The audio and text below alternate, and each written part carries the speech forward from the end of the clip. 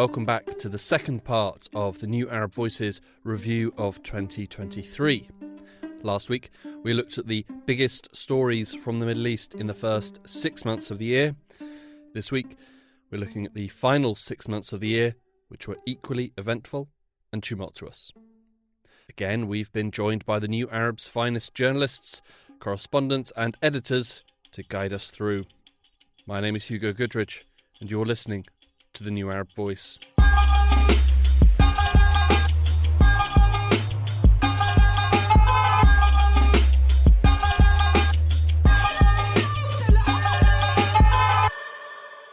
We ended our last episode with the month of June and an electoral victory for Turkey's President Erdogan, who secured another term in office. This week we're starting on the border between Turkey and Syria, which was the subject of intense discussions at the UN Security Council. The New Arab's Levant correspondent, Will Christou, recalled aid talks and arguments in New York. But essentially it came to a head in July. Now, it's a little bit complicated, but Syria, typically when the UN wants to send aid into a country, it has to get the consent of the government. Now, the Syrian regime, the Syrian government, has been a party to the conflict, and one of the tools it's used throughout the Syrian civil war is the weaponization of aid. Politicizing where aid goes and violating the principle of neutrality when it comes to the distribution of aid. So in order to combat this, in order to be able to give aid to opposition-held areas of Syria without the consent of the government, the UN Security Council adopted something called the Whole of Syria approach, which allowed aid actors to send aid into Syria from different border crossings into the country without the consent of the government. This started with 4 border crossings from Jordan, Iraq, and 2 from Turkey. And gradually, due to Russian vetoes in the UN Security Councils, it was whittled down to 1 border crossing. And in July, Russia vetoed the resolution in the UN Security Council to further authorize the use of the last remaining border crossing for another year. So what happened is the Syrian regime then responded by offering the UN the ability to access the country with its consent if it coordinated with Damascus in aid delivery. All agree. The proposed way forward announced by the Syrian regime on July 13 is not a workable substitute. Let me repeat that. It is not a workable substitute. This immediately prompted a backlash from the aid community, who again was cautious of the regime's history of weaponizing aid. So the UN rejected the deal. And eventually, after long negotiations, the UN and the regime came to an agreement to allow the UN to import aid via 2 border crossings from Turkey for 3 months at a time. Now, this is no longer occurring through the UN Security Council, but rather an agreement between the UN and the regime, which is tenuous at best, given that 1, it depends on the consent of the regime, and 2, is given in 3-month approval periods. In the past, it used to be 6 months to a year. Moving across, just over the border to Lebanon, in July, Lebanon said goodbye to one of the country's titans and simultaneously one of its curses. What happened, Will? That's right. In July, Riyad Salameh, who was the governor of Lebanon's central bank for 3 decades, left his post. And he left with a bit of a tarnished legacy. For those who might have forgotten his illustrious career, why don't you just remind the listeners who Riyad Salameh was? Yeah, Riyad Salameh was once considered a hero of the Lebanese economy. He wrote a book. He went to lots of award ceremonies and considered a financial mastermind until he became Lebanon's nightmare. He took control of the central bank after the civil war and managed to get the country, financially speaking, on more solid ground, or so it appeared. And for a while, Lebanon retained, under his tenure, the moniker of the Switzerland of the Middle East for its advanced banking sector. But in 2019, after a crisis of confidence in the banks, it became clear that actually Riyad Salameh was a bit of a financial wizard, but not in the way that people thought, because he had been running a massive Ponzi scheme for the last 3 decades, which led to a run on the banks and the complete collapse of Lebanon's financial sector in the fall of 2019. wiping out the savings of millions of Lebanese citizens. And until today, Lebanon is primarily a cash-based economy with, a ruinous financial meltdown with no way out. And most of this has been attributed to his tenure as central bank governor. We've covered the dire situation that the Lebanese economy is in on a couple of episodes. You can go back and listen to them now. Over 2023, did the economic situation improve at all in the country? Yes, and then no.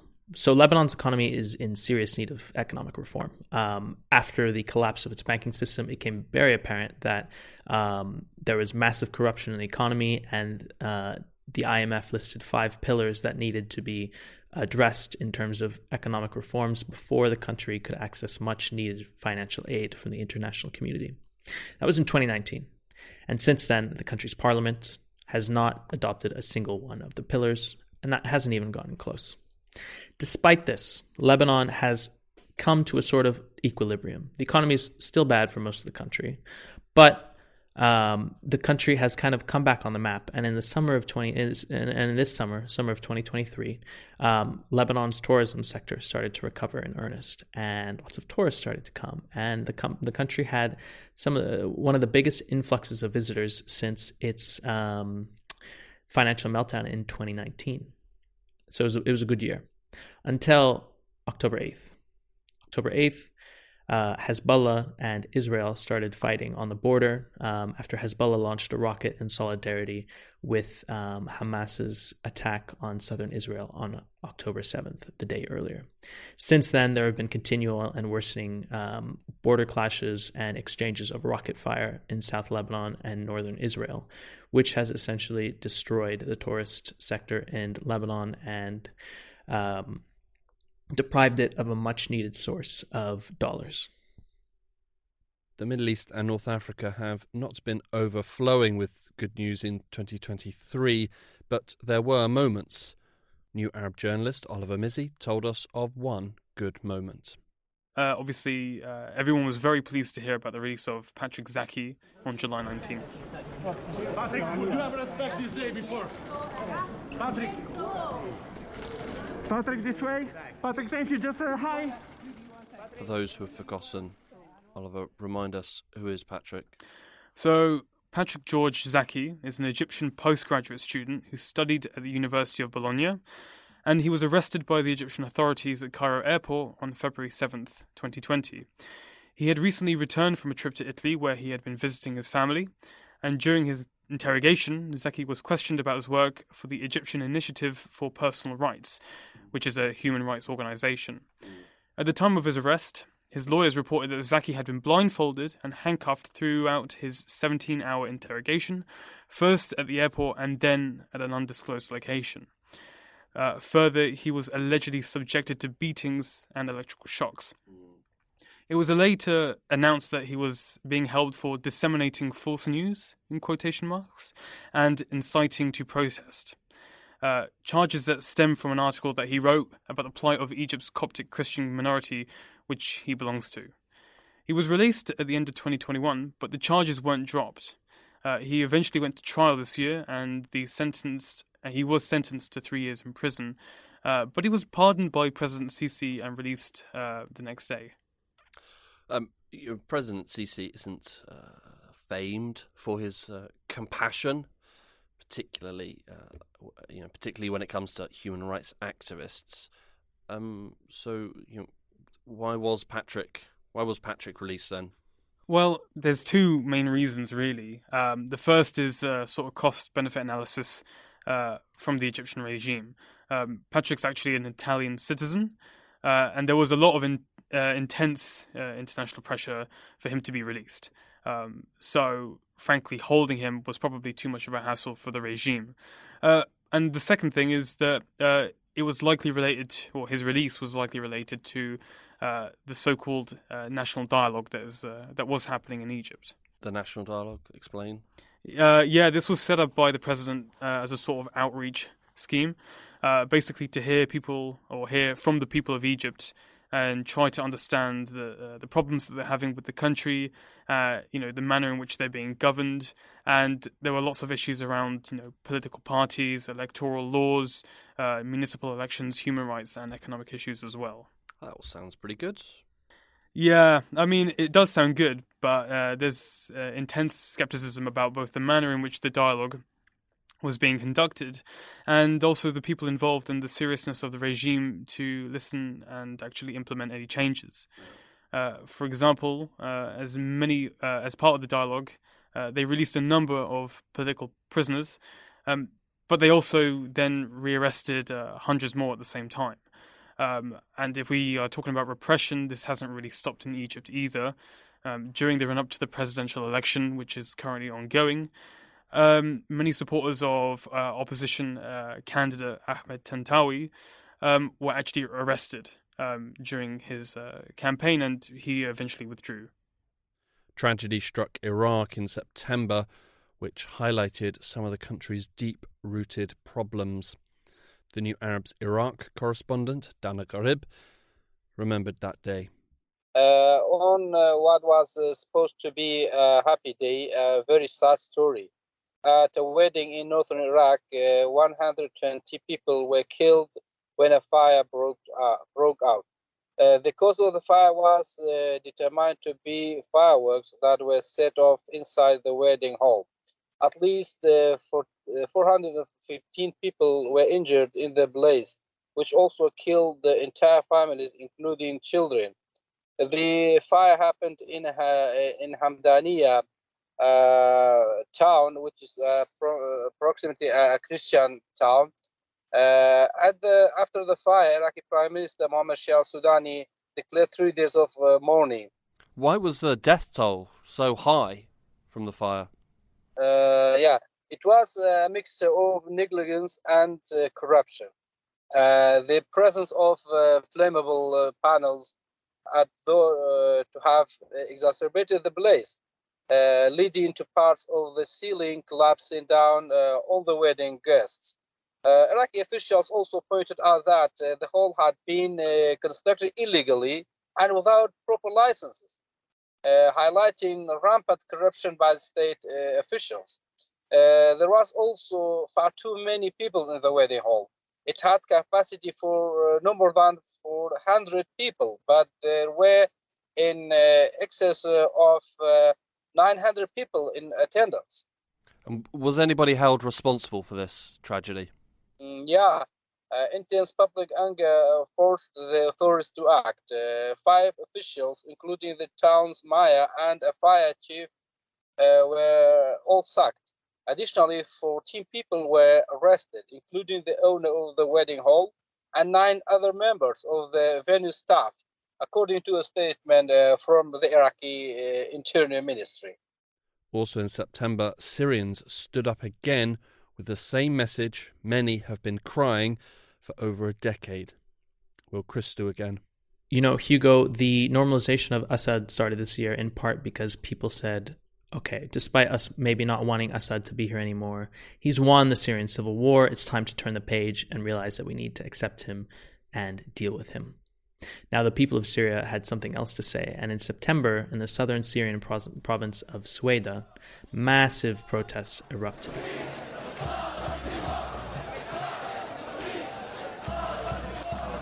These were spurred by economic woes and particularly the rising cost of fuel and other basic supplies. The government decided to hike the price of fuel, and tens of thousands of people took to the streets in what were the largest protests seen for a number of years in Syria. And what were the nature of the protests? Yeah, so these were peaceful protests, chanting slogans. We saw women played a huge role in the Sueda protests, and they were at first focused on the economy, but then became quite political in nature and started calling for the downfall of the regime and for a democratic transition in Syria, sort of returning to the revolutionary roots of the 2011 protest movement. The Middle East and North Africa were changed by many of the events in the first 9 months of 2023. But of course, it was that fateful day at the start of October that fundamentally changed everything. It started in Israel. The New Arab's West Bank correspondent Qassem Muadi takes us back. Well, yes, without a doubt, this is so far the most important event for Israel this year. And the 7th of October, news of the attack first broke in the morning. It started around 6:30 a.m. Simultaneously, Hamas did something which is unprecedented in the history of this conflict. Hamas began to fire a barrage of rockets. According to them, they fired more than 5,000 rockets in something like 40 minutes from Gaza.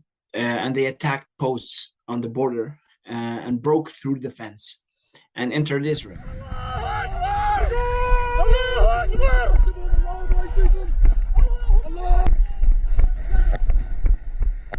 Some Hamas fighters also flew into Israel across the border using paragliders, and they also attempted to assault by sea. Basically, what they were attacking with something like 15 military bases and some 21, 22 kibbutzim, so agricultural Israeli communities that are also based for a civil defense force, and they were actually taking on head-on the Gaza division in the Israeli army. So it was completely unprecedented, as I said, and Israel was caught completely by surprise. News from the attack came throughout the day.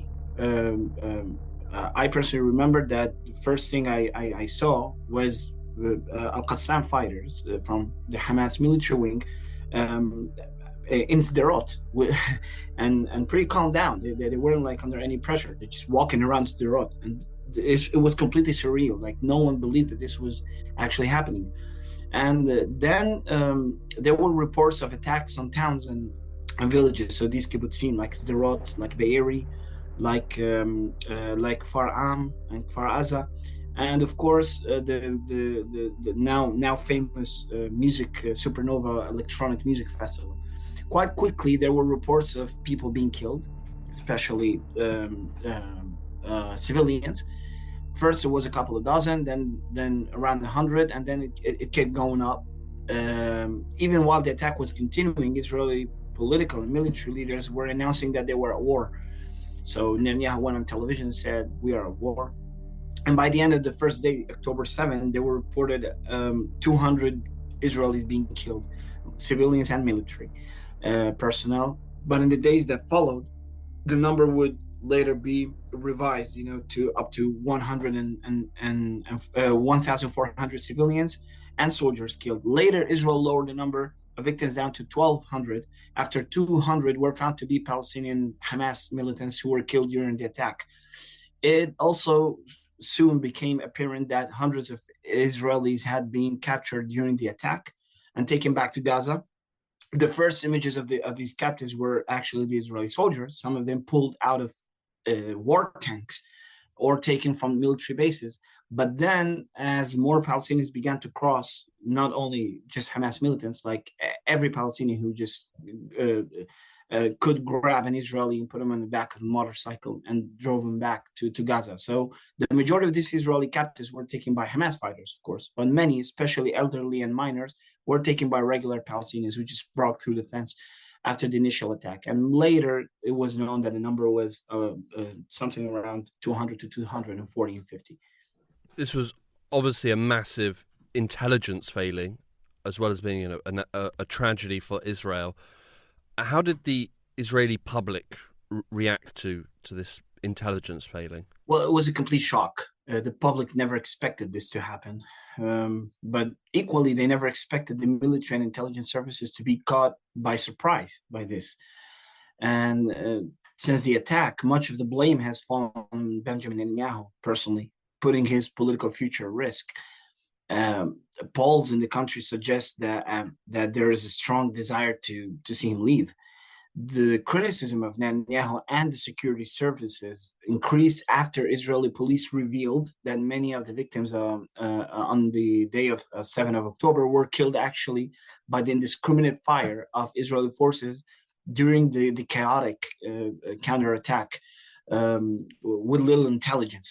basically they were just shooting anything that moved near the border fence. And one of the most pressing issues now in the Israeli public opinion since the 7th of October is the fate of Israeli hostages or captives in Gaza. Their families and supporters now have been demonstrating repeatedly and by the thousands, demanding the government to give priority to their release rather than to the bombing of Gaza or the military aims of the war, which increases the risk of the captives' lives. Hamas has already announced that dozens of Israeli captives have been killed by Israeli airstrikes, and this just increases the protests by the families and their supporters. Israel's failure to release the captives by force 2 months on are increasing now the demands in Israel to negotiate a new release deal with Hamas, similar to the first prisoners exchange that was agreed as part of the first humanitarian ceasefire about 3 weeks ago.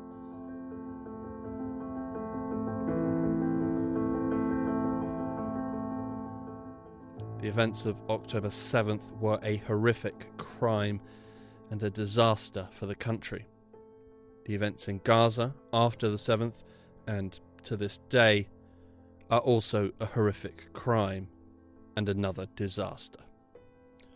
New Arab journalist Louay Faour.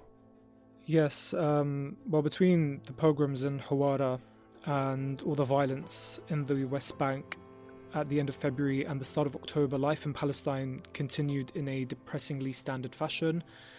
The Israeli army continued to conduct numerous raids across the West Bank, some of the worst the West Bank has seen, especially in cities like Jenin, killing and injuring and arresting hundreds of Palestinians. We've seen this in other years, although the number of incursions was much higher than any previous years, probably due to the far-right nature of the Israeli government that was formed at the end of last year. And them basically vowing to increase raids in the area. 2023 was particularly notable for the rise in settler attacks, not just Hawara, but as I've said, across the whole occupied West Bank. In the first 6 months of 2023, there were at least 590 settler attacks recorded. Of course, everything changed with October, with the start of the Gaza war. As I'm sure you and everyone listening knows, the news coming from Gaza has been ceaseless, just as the Israeli airstrikes and bombardments have been. Yeah, we've covered the violence in Gaza on numerous episodes of this podcast. You can listen to all of them now, wherever you get your podcasts. Perhaps today, Louay, you can just sort of bring us perhaps up to date with where we are now with the violence in Gaza and the Israeli assault. So to date, and according to Gaza's health ministry figures, more than 18,600 people have been killed in Israel's unprecedented bombardment of the Gaza Strip, most of them civilians, and these include thousands of children. Thousands more are buried beneath the rubble, also presumed dead. There are also more than 50,000 injuries, with so many unable to receive any treatment as hospitals shut down across the Gaza Strip and run out of medical supplies. We've even heard of wounded civilians undergoing surgery without anesthetic even.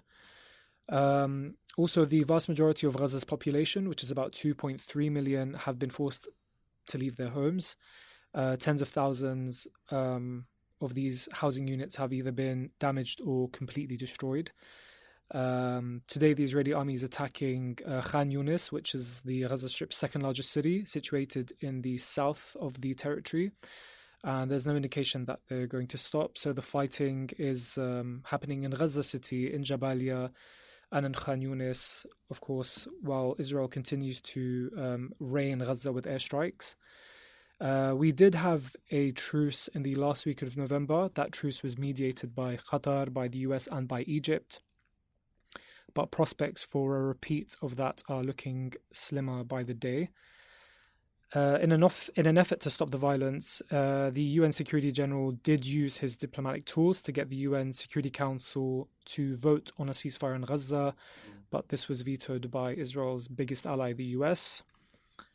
And the United Nations General Assembly, they overwhelmingly back a non-binding resolution demanding an immediate humanitarian ceasefire in Gaza. But being non-binding, Israel can ignore and just violate any sort of agreement that the international community may reach. With the start of the conflict in Gaza, fears rapidly grew that the violence would spill into a larger regional conflict, and subsequently all eyes looked to Tehran. Dana Karib again. When the war did start between Israel and Hamas, there was genuine concern that it would spiral into a wider conflict between Israel and Iran, also Hezbollah, who are backed by Iran. Again, this hasn't happened yet. It still might, but there don't seem to be clear signs that it will. So far, during the conflict, Iran has been condemning Israeli actions, but have yet to play an active role in any fighting or visible support for Hamas or Hezbollah's forces in southern Lebanon, which was to be expected. As Gaza was being rocked by bombardments, Iraq was dealing with its own political shock. Iraq's top court on November 14th revoked the parliamentary membership of Iraq's parliament former speaker Mohammed al-Halbousi on charge of forgery. The Supreme Federal Court's decision followed a legal action initiated by Laith al-Dulaimi, another Sunni parliamentarian, who accused al-Halbousi of forging his parliamentary resignation letter. Halbousi is also the leader of the Taqaddum Progress Party, the largest Sunni bloc in parliament. The court decided to terminate the memberships of the former Speaker of Parliament and also MP al-Dulaimi. The top court also ruled out that the decision would be put into practice immediately, bound to all authorities, and not subject to appeal. Halbousi has described the ruling as weird and stated that he would take measures to safeguard his constitutional rights. And also, independent Iraqi lawmaker Bassem al-Khashan has also filed extra charges against Halbousi, accusing him of attempting to normalize ties with Israel after the former speaker signed a contract with the BGR US lobbying group that includes former Israeli Prime Minister Ehud Barak as a senior advisor. At the end of November, delegates from around the world descended on Dubai for the annual climate conference. New Arab Deputy Editor Benjamin Ashraf. Yeah, it was. It's an interesting decision, especially given their status as oil producers, and so the UAE was a controversial choice to host the annual climate change conference, or COP. And it angered climate activists when it was announced that Sultan Al Jaber, who serves as the CEO of the Abu Dhabi National Oil Company, would be the president designate of the talks. Also, the event was dogged by further controversy when it was reported the UAE planned to exploit meetings with foreign governments due to its COP28 hosting role to actually strike fossil fuel deals. So, it was most definitely a controversial choice. And leaked talking points included a meeting with China that said that the UAE state oil company was willing to jointly evaluate international LNG, which is liquefied natural gas opportunities in Mozambique, Canada, and Australia. And finally, the briefing notes meeting prepared for Colombia, Germany, and Egypt suggested that UAE state oil company, in quotes, stands ready to support each country to develop fossil fuel projects. We have traveled a long road together in a short amount of time. Over the last 2 weeks, we have worked very hard to secure a better future for our people and our planet. We should be proud of our historic achievement. The conference ended recently, beginning in December, Do we know if anything was actually achieved? Is the climate all fixed now? Hugo, unfortunately, they haven't fixed climate change. But yes, some agreements were made. On the final day of the conference, representatives from nearly 200 countries agreed to begin reducing global consumption of fossil fuels to avert the worst of climate change. It's worth noting this is a first of its kind deal, and if implemented, would signal the eventual end of the oil age. But Hugo, it's worth noting again that as is often the way with these things, much of the negotiation came down to wording. On the one hand, you had around 100 countries who wanted the agreement to call for a phase out of oil, gas, and coal, but oil producing groups like OPEC, led by Saudi Arabia, were firmly against a phase out and wanted instead a big reduction without a complete stop. So, yes, once again, it's in the wording. And the agreement also calls for a tripling of renewable energy capacity globally by 2030, speeding up efforts to reduce coal use and accelerating technologies such as carbon capture and storage that can clean up hard to decarbonize industries. So I guess to sum up, it's all good in principle, but it'll be up to the individual nations to actually implement the necessary changes and meet the aims of the conference.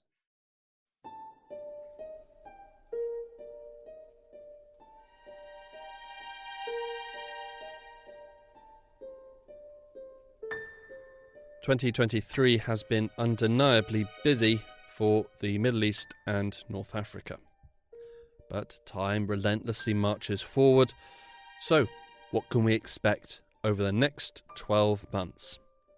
Starting with Shahla Omar and Turkey. So, firstly, Turkey's economy has been on the mend this year, and it looks like this will continue. Since his re-election, Erdogan and his government have been moving away from reckless economic policies like cutting interest rates while inflation was spiralling. New Finance Minister Mehmet Simsek said Turkey's economy would be quote-unquote returning to rational ground. More sensible policies include significant hikes in interest rates to help tame inflation. There are municipal elections in Turkey in March, and Erdogan will want the AKP to take Istanbul and Ankara back from the CHP, the main opposition party. Erdogan and the AKP see Istanbul Mayor Ekrem İmamoğlu as a challenge to his rule. But opposition groups are looking a bit fragmented right now, and the AKP could capitalise on that. Erdogan was somewhat flip-floppy on what his policy towards Syrian refugees would be if he was re-elected. He's spoken for years of moving some of these Syrian refugees to the north of Syria, and said that Turkey would set up housing in these areas, but not much seems to have happened on this front since the vote. So something else to watch out for is that ties between Israel and Turkey have been warming up considerably in recent years, culminating in the restoration of diplomatic ties between the two countries in January. Turkey's initial response to Israel's onslaught on Gaza had been somewhat subdued, despite vocal opposition from the public. But their criticism has been growing louder as the death toll and devastation in Gaza has grown, and Turkey last month withdrew their envoy from Israel. So it'll be interesting to see if this will deal a permanent blow to this short-lived period of open and good relations between the two countries. Dana Garib with Iraq and Iran. I think the next year will be very difficult for Iraq. With the start of the new year, we might see chaos and turmoil following the announcement of results of the provincial councils. Also, although Muqtada al-Sadr, leader of the Sadr movement, has called on his supporters to preserve order during the voting process, but he might change his mind and question the legitimacy of the elections, as his movement has boycotted it. The expected turmoil might even lead to a deep crisis in Iraq and even regime change in the country. The main challenges for the Iranian government are maintaining political stability and stabilizing the dire economic situation, especially the very high inflation rate. Iran is set to hold elections for the 290-seat parliament on March 1st, 2024. So it will be interesting to see what issues are most important for the Iranian voters. The economic crisis is the main concern. As of 2023, and 22, some 60% of Iranians were reportedly living at or below the poverty line. The morality police also returned to the streets of Iran this year, so we look set to see further repression in Iran, particularly of women. Will Christou and Lebanon and Syria. Yeah, so unfortunately, I don't have good news, Hugo. I'll start with Syria. Syria, since the start of the Ukraine war in 2022, has suffered from a big problem, which is donor fatigue. Much of Syria's population, over 90%, live in poverty, and they rely on aid from organizations like the World Food Program and other bodies in the UN to sustain their daily lives. Now, more and more donors are forgetting about Syria and focusing on other conflicts, and this has resulted in a huge drawdown in funds for a country that still needs it in a big way. We heard a few weeks ago that the World Food Program is cutting its largest food assistance program in Syria, which is going to affect some 12 million people in the country.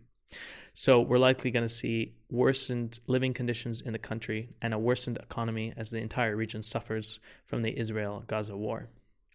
Now, more than that, on the political track, unless Assad seriously changes his behavior, we're most likely going to see continued stalled efforts in the normalization process in the region.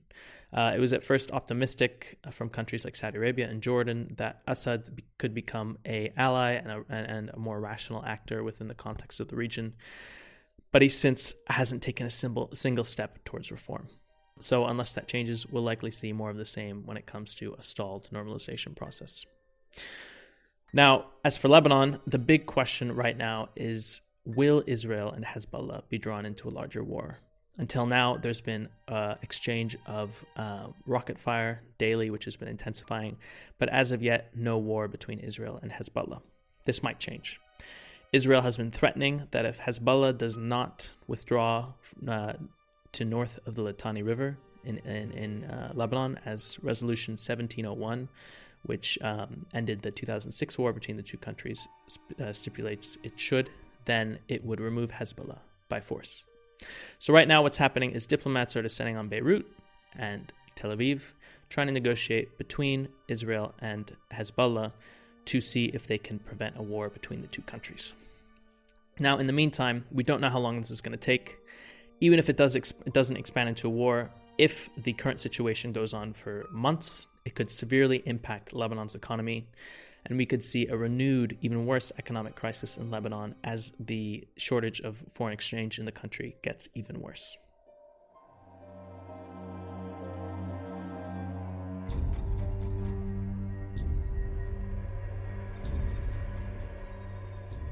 Oliver Mizzi and Egypt. I'd say the most immediate thing to expect right now from the get-go is how Egypt is handling the ongoing war in Gaza and the humanitarian fallout from that. Of course, we don't really know the extent to which Egypt will be caught up in both the humanitarian effort to help Gazans, nor the state's ability to help craft a political solution for the enclave. But bordering Gaza will mean that Egypt will have to get involved at some level. One such scenario that has been sort of playing on the minds of a lot of people is that, although we can't say this will happen for sure, is that Gaza's 2.3 million people will be forced by Israel into Egypt's Sinai province. And this is something that has been said by Israeli officials quite a lot since the start of the conflict, which will basically mean that Egypt will have to manage 2.3 million people in the Sinai desert. And given that Egypt is economically not doing so well, and Egypt's government isn't exactly the most efficient government, it's going to be a struggle for the Egyptian government to do such a thing. And it's quite likely that they'll need Gulf and Western help, particularly financial help as well. And then there's also the aftermath of the election to consider. Sisi will more than likely win. No. Yeah, I know. It's pretty crazy. And as a result, there's a lot of speculation that the pound will immediately devalue after the election, which is not good for a country that's already suffering from quite a bit of inflation, and it's likely to make economic matters worse for ordinary people.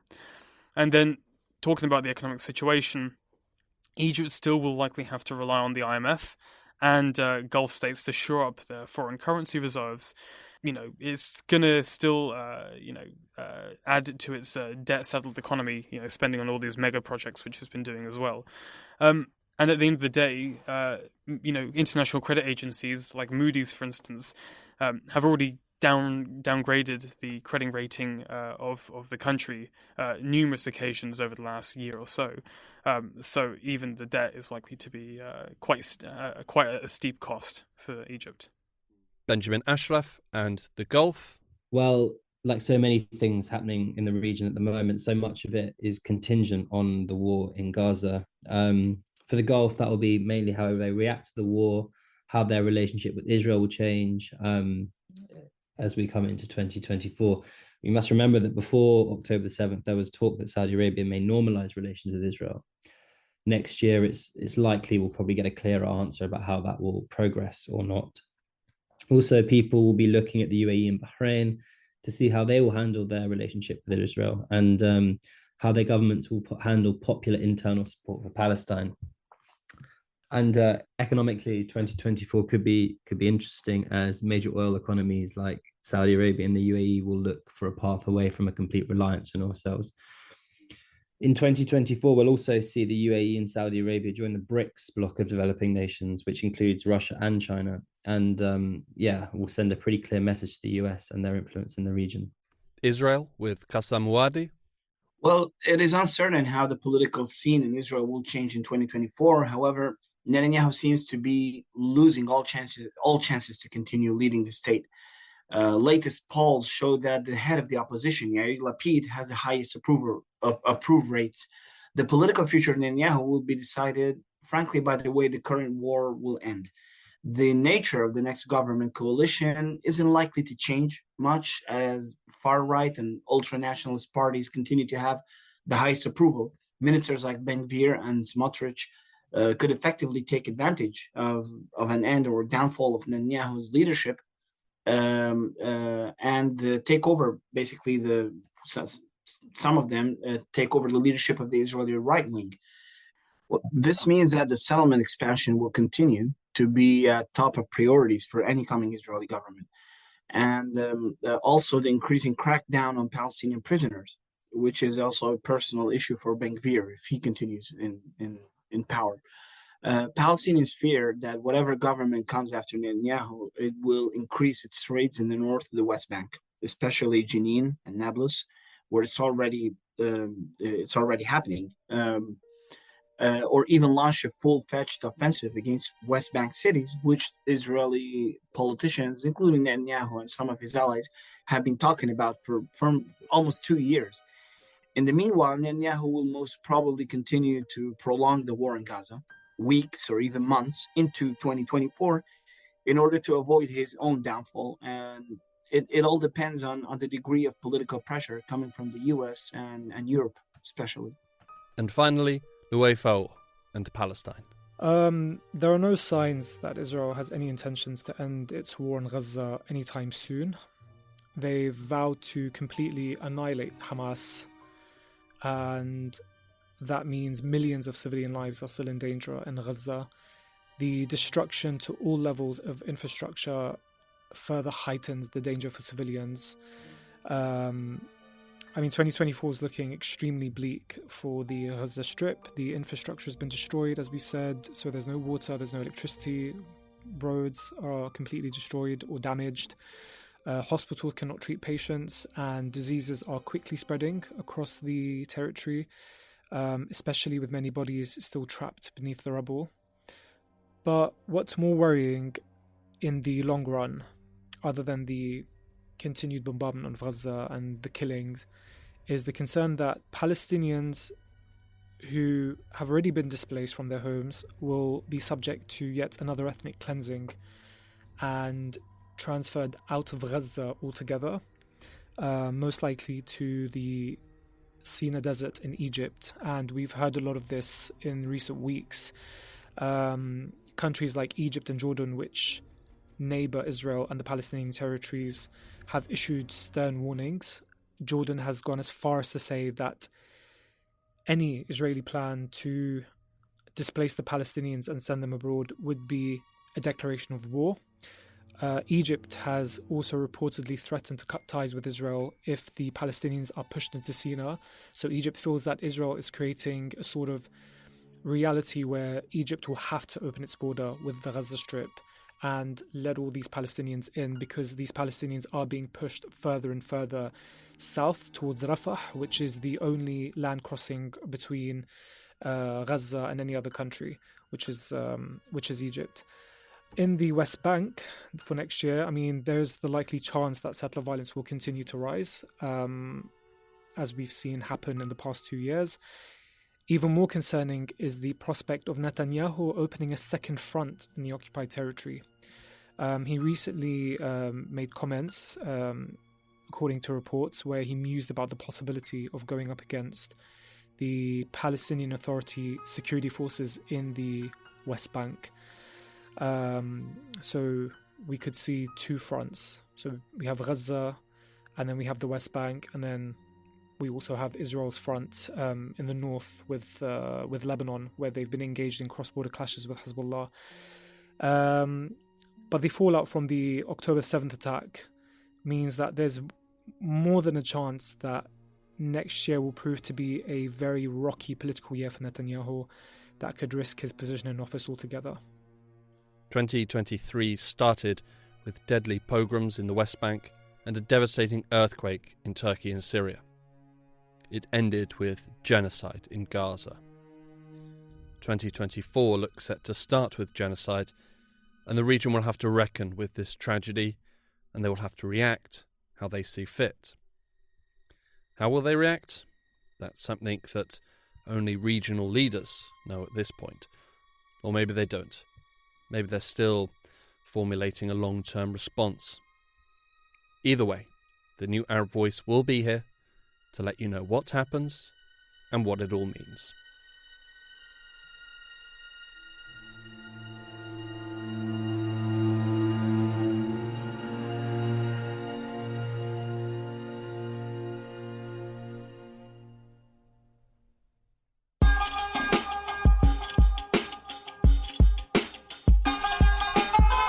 This episode of the New Arab Voice was written and produced by me, Hugo Goodrich, with additional help from Kassam Mouadi, Shahla Omar, Will Christou, Louay Faor, Oliver Mizzi, Dana Gharib, and Benjamin Ashraf. Our theme music was by Omar El-Fil.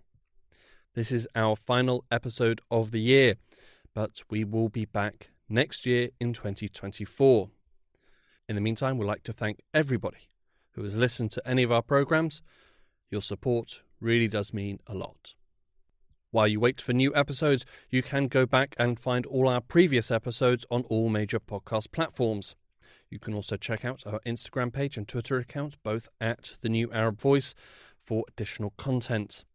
You can subscribe to the podcast so you never miss an episode, and you can also rate and review, which helps us spread the word.